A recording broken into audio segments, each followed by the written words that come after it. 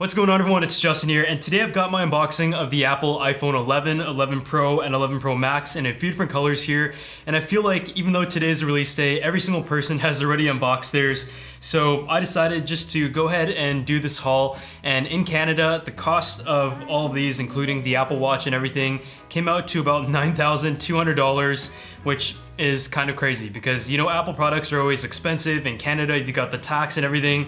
So I thought I would just go ahead and pick up one of pretty much every model that I wanted to check out and bring you guys my impressions of it. I'm also giving away one iPhone 11 on the channel, so if you want to enter to win that, just make sure you subscribe to the channel, drop a like on this video, and also leave a comment down below, and follow me over on Instagram and Twitter, as that's where I'm going to be announcing the winner at the end of October. If you guys want extra entries, just make sure you leave a comment on some of the other iPhone 11 videos that I have coming up as well. So honestly, I don't really know where to start, and this year I have to say I wasn't really as excited about the new iPhone as I normally would be. I mean, I am happy to switch over to the new phone, but in terms of features, they just really haven't done enough to really make it a compelling option to the average consumer. I mean, they have made good changes in some areas and things that were very much expected, but there just isn't that wow factor that I may have had in previous years. The iPhone XS though has been my daily driver phone, and I've been very happy with it, and I do still plan to stay on the iPhone platform, but some of the things that I found were pretty bad on the iPhone XS, such as the battery life, which I could probably burn in about half a day, have been improved, so that is one thing that I'm stoked to see. And I also use the camera a ton, so it'll be interesting to see just how good the camera on this is compared to other phones on the market. So I'm just gonna form a little bit of a pile here, and we're gonna start out with the phone that I think I'm gonna use as my daily driver, and that is the iPhone 11 Pro Max.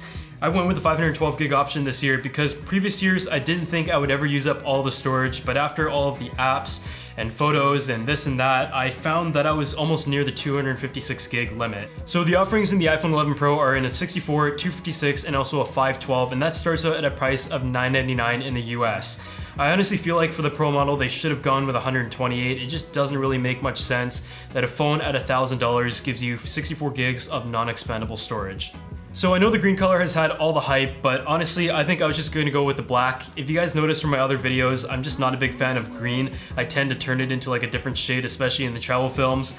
But this right here is the black phone, and the box just has this very nice stealth matte black look to it. You've also got just like a little bit of printing here. And yeah, you've got the little camera thing on there. On the back, it just shows 512 gigs, but let's just go ahead and lift this up and take a look at what is included. There is one thing that is a little bit different, and I'm seeing this all for the very first time. Right here, we have got the iPhone 11 Pro, and as you can see, you've got the triple camera setup. It actually doesn't stick out as much as I expected from seeing in the videos. But you have the very clean back aside from in Europe. There's no like branding or printing on it aside from the Apple logo that is in the middle, and it actually looks larger than usual, but I'm pretty sure it is the same size as before. On the side, you also have kind of that gloss finish, but from first impression, the frosted feel on the back, which is still glass but a matte finish, is pretty good, but I do feel like this stuff is definitely going to be very, very slippery, so you definitely want to put a case or a skin on it. The back corner has a gloss finish to it, and it transitions very nicely, and just looking at it right now, I think like kind of the seam between the glossy and the matte finish looks much better than I originally expected. I think MKBHD also pointed out that the buttons on the iPhone 11 Pro are a little bit lower, which is nice, makes it a little bit easier to reach, but otherwise it is pretty much unchanged. You've got the big notch on the top, which I was hoping would be a little bit smaller, but from the front, the phone looks exactly the same as what you had before if you had the XS Max. So now on to some of the other things that are included in the box, and just taking this out here, you finally got an 18-watt charger, which is something that we've complained about for so many years. Apple finally kind of moving away from the 5-watt, giving you some faster charging, and this gives you 50% in just 30 minutes. So you've got that right there. You've also got the ear pods, and you've also got your USB Type-C to Lightning cable, and I don't know why, I just really like the Lightning port, and I'm totally fine with it staying for the next couple years. So the next one that we're gonna unbox here is the iPhone 11, and then we're just gonna kind of speed through all the other ones and compare the colors and the sizes. But this right here is just a 64 gig in the green. And this year you've got 6 different pastel colors. Last year it was more of like the fun and vibrant ones, which I actually really enjoyed, but I think the pastel colors look pretty decent as well. You've got kind of like the Dave 2D turquoise here. And even though I'm, like I said, not a big fan of green as a color in general, I think the turquoise actually looks really good. So just peeling off the plastic here once again. And throwing that aside, nothing too different about the box. I think by now you guys all know what they look like. But lifting it up here, the iPhone 11 didn't see as many changes as the iPhone 11 Pro.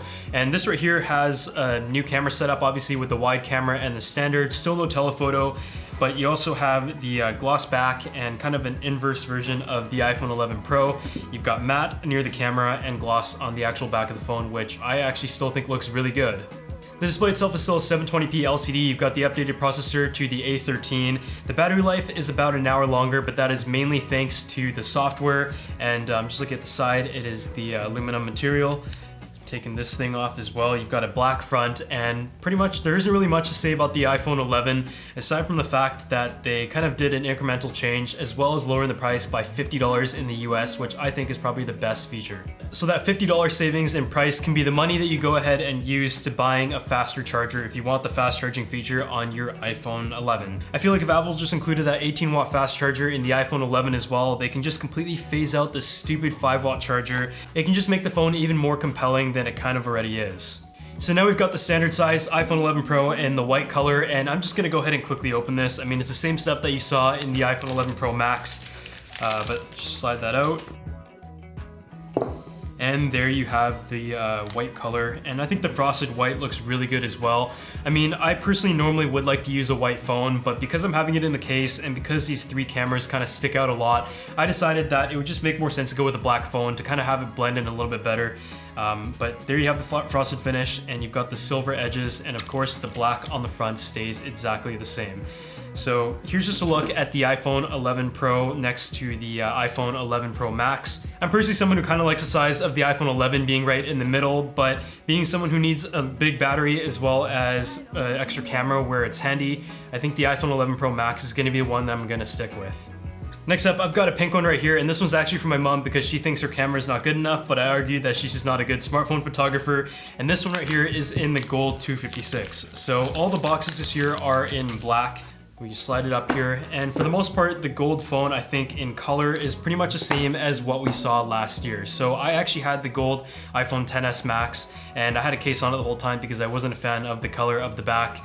So looking at all 3 of these colors, with exception to the green one, because I decided not to go with the green one this year, I think the gray one actually looks the best in my opinion because the front of the phone is black, and I honestly just think it looks most seamless altogether. But I think if you're a female, then the pink one looks very good, and the white one as well is pretty nice. And if I was to use it without a case, I think I would go with the white one. The last one that I picked up is the iPhone 11 in white. And just take this out here, and I'm pretty sure I know what to expect. It is just going to be like a white glass phone.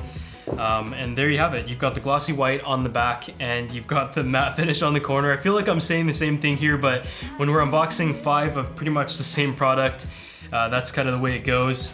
But there you go. If you're curious of what the white iPhone 11 looks like next to like the turquoise/green, this is what it looks like. And I personally think the green one actually looks the best. So now into the Apple Watch Series 5, and kind of like the phones, it got an incremental upgrade, but I feel like last year was kind of a bigger upgrade from the previous generation. I mean, the Apple Watch got a larger display that is more edge to edge, and finally I feel like the watch is something that looks a little bit decent now that it's a little bit thinner and it's got a screen that goes closer to the edge. So this right here is the Series 5, and I picked up the model that I believe is a 44mm in space black in the stainless steel case, which I think is the best looking one. It kind of blends in with the glass screen on the front. But this year they did also make a few different other finishes, including titanium, which I heard is actually lighter than the other models by quite a bit, and also ceramic, which costs a lot of money. So I believe I opened the box wrong last year, and some of you guys completely called me out for it. I think I like ripped it apart or something and didn't get to appreciate the artwork. So this year I'm going to hopefully unbox it properly. So there you go. You've got the art on the inside that people were telling me to take a look at. Here you've got the Apple Watch band. I went with just like the regular sport band. That's normally what I kind of just go with. And here's the watch itself. Pretty simple box, pretty much the same as what it was before. So there you have the watch itself, and from the outside it is pretty much unchanged, but on the inside you've got a few different changes under the hood. You've got a better display, which is the LTPO, which has a frequency range of up to 60 Hz down to 1 Hz to save power, and also the always on mode, which we've been waiting for the Apple Watch to have for many, many years now. That allows you to use your Apple Watch kind of like an analog watch, which is really awesome, and that is just something that I feel like I've been waiting for so long now, and one of the reasons why I really wasn't a big fan of the Apple Watch over the years. It's still got the same all-day battery life claim of up to 18 hours. It also has sleep tracking now, it's water resistant for swimming. And the price point starts at $399 for the regular model and $499 for the cellular. And otherwise, from the outside, it looks pretty much absolutely identical to the one before, but I am curious what the titanium and ceramic ones look like in person. So here we have it for Apple's 2019 lineup of iPhones, the iPhone 11 Pro Max, the iPhone 11 Pro, as well as the iPhone 11. That is a long name to try to kind of make sure I don't mix up between them, but there you have it. I'm gonna be doing my full review, I'm gonna be testing these out, and I'm very excited to use the iPhone 11 Pro Max as my daily driver. I definitely have very high expectations for these devices, especially because my 512 model here costed like, I think about $2,000 in Canada. So I think the battery life is going to be my biggest test. The camera is obviously going to be one that I have very high hopes for because I take a lot of photos on my phone as well as social media. But I'll see you guys in my next video, and if you guys want to go ahead and enter the giveaway, I'm going to drop all the details in the description section below.